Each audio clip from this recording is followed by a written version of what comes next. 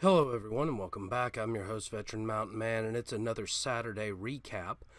So, as I get started, I'm not going to talk about the terrorist attack from earlier this week. I did a video on it exclusively last night. If you want to see the video, I'll include the link in the description down below. Feel free to listen to it. Feel free to watch it. Feel free to look at the source site that I put in there to discuss the content of his manifesto. I'm not going to give him any more thought or airtime because it was evil terrorist behavior, and I don't condone that kind of violence in any way. That being said, let's actually look at the rest of the news. So the real big story this week that didn't get a whole lot of coverage is the fact that the Lisa Page testimony was released from Congress.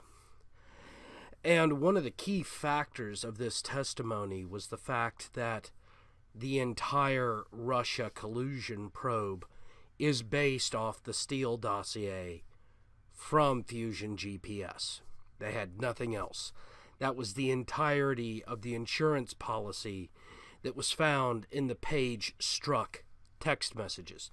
Now, for those of you who don't know who Lisa Page is, or you've forgotten who Lisa Page is, she was the lover of Peter Strzok, who was the FBI investigator investigating the Trump-Russia collusion and Hillary Clinton. Now, some of the additional testimony that came out was that the Hillary Clinton email scandal was glossed, that the DOJ directly interfered in the investigation and chose not to prosecute for gross negligence, and refused to allow the FBI to put forward requests for prosecution on gross negligence. So this right here is just another example of the corruption of the American Republic that is damaging our society. We need to equally apply the law across the board. All people must be equal under the law.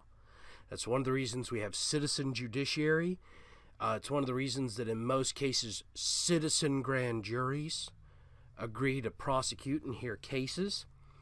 We need to reinstate those actions if we are going to get back to a functioning republic, which is what we are. Now, in some other news, let's get on to some lighter topics here. Ilhan Omar earlier this week actually called President Trump not human. And you can see this clip on CNN or MSNBC or even Fox News. She was being pressured by reporters over her comments on President Obama, and she was specifically asked, is President Obama and President Trump the same? And she said, of course not, don't be silly. Obama was a real person. So she is literally depersonizing President Trump. She considers him to not be a person. Now, see, this is very bad. This is very, very bad. When you dehumanize your political opponents, you have effectively given ground for killing them. You have given ground for using brutal force, because human rights are only for humans. And if your political opponent is not a human, they don't have human rights. They're not subject to natural law. And this is one of the most disgusting things I've seen as part of the degradation of our society, is the creation of this narrative that the other side isn't human. Now, I believe that communists are human. I believe that they are deluded humans, that they have come to an immoral, irrational conclusion based on false propaganda that has created this construct that they think can exist when it really can't. Most of my political opponents I don't see as not human. Even when I'm interacting on Twitter or Gab or over YouTube media with people who are commenting, I don't try to dehumanize my political opponents. Instead, I try to reason with them in most cases. Now, when they start pulling out the personal violative attacks, I tend to shock right back, because there's not a whole lot you can do about that. If you accept the attack on face value, you have literally given ground and you have said, yes, I'm not what you say I am, here's why. You're defending yourself. It's the old when'd you stop beating your wife scenario. Well, if you've never beat your wife and you say that, they're going to assume you haven't stopped. And if you say, well, I stopped the other day, then you have been beating your wife and you just recently stopped. There's no way to answer that except with except with outrageous shock back at them. Because the question in and of itself is fallacious.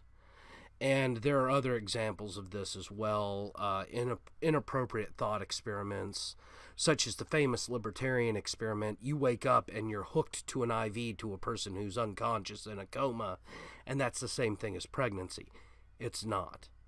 These allegories are not what they say they are. Okay? And the fact that you accept that allegory at face value gives them the leverage that they need to create their fallacious argument. When you don't give them that ground, their argument falls apart, and that's why I don't give them that ground. Now, not only is this going on, but apparently there are political polls showing that even people in New York are starting to reject Alexandria Ocasio-Cortez. And it's not because of the media coverage, because the media coverage is 85-90% overwhelming supportive of her.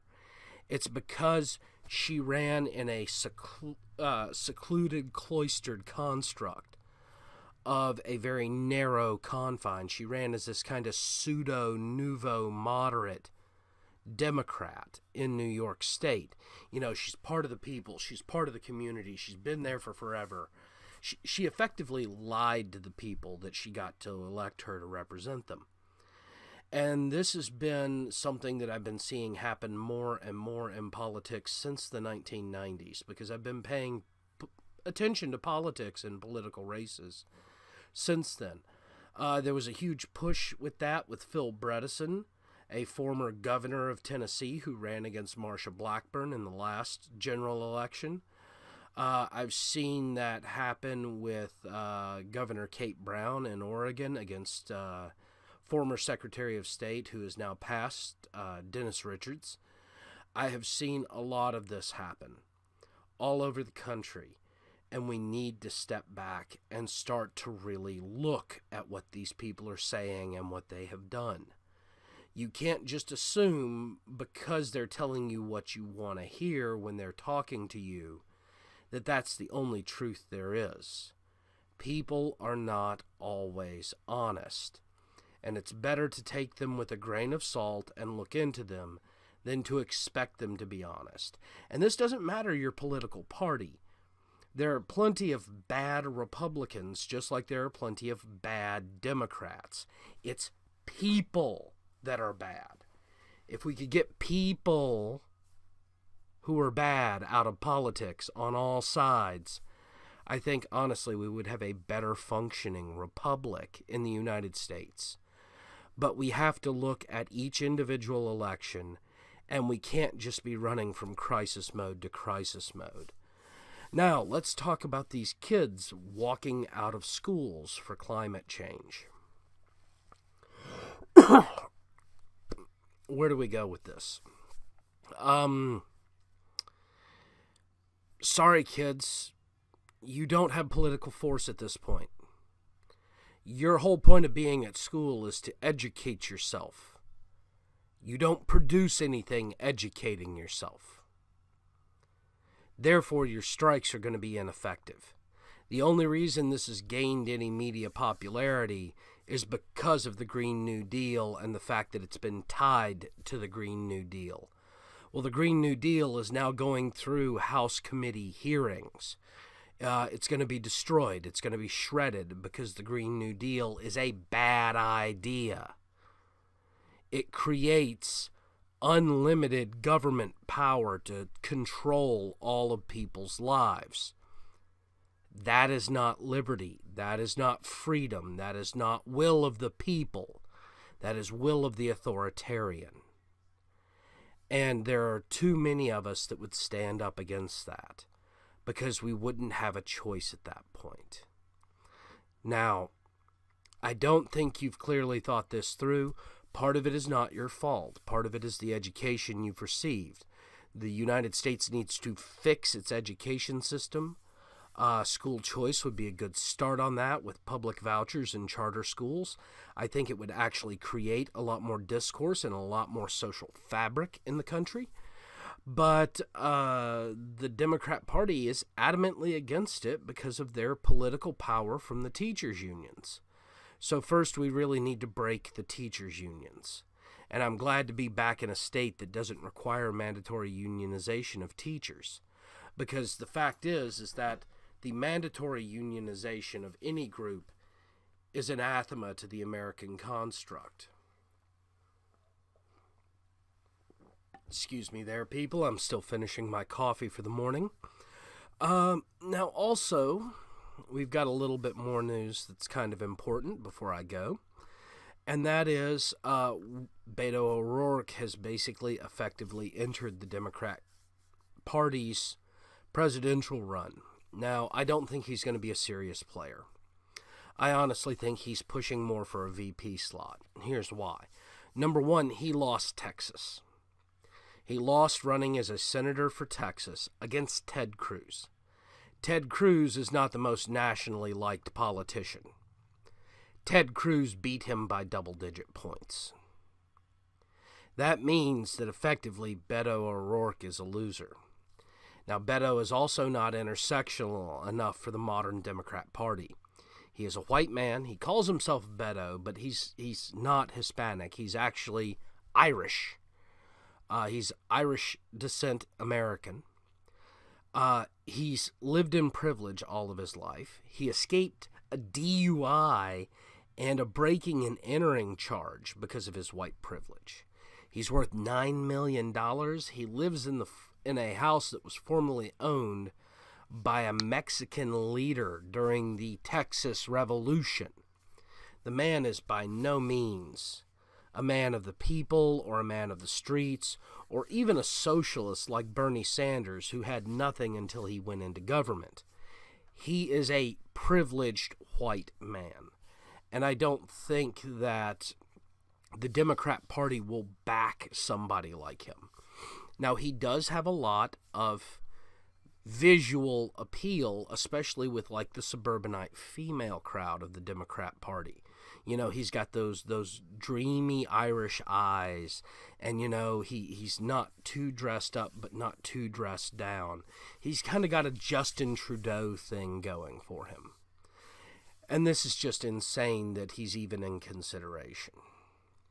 Now, we do have officially 16 states in the Union who have approved constitutional carry, and the state of Arkansas this week has passed an abortion bill banning abortion after 18 weeks within the state confines, which is another fetal heartbeat law.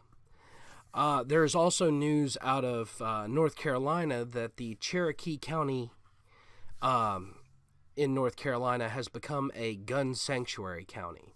The county sheriff is refusing to enact any new gun control or gun confiscation laws. Good for him. I'm glad to hear more of this kind of standing up to centralized authority and power. Now, I do want to give everybody a quick note. Next Saturday, I will be on S-Man's channel. I will be debating a gentleman who is an ANCAP. I don't think he really understands the constructs of debate, but I'm going to give it a shot. Hopefully it doesn't turn into a screaming match where he's just screaming at me, because that will be very embarrassing for him. I hope you all come out and watch it.